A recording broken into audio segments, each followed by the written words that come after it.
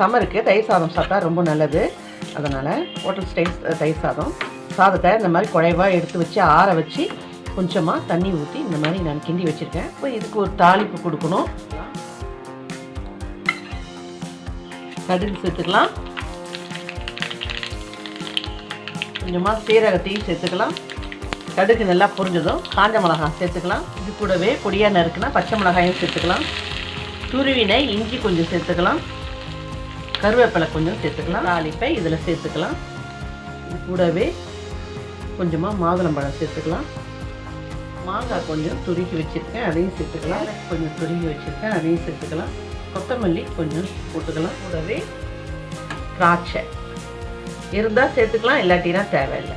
முக்கியமாக இது கூட தயிர் ஒரு 2 கப், அதுக்கு தேவையான சால்ட்டையும் சேர்த்துக்கலாம். சூப்பரான தயிர் சாதம் ரெடி.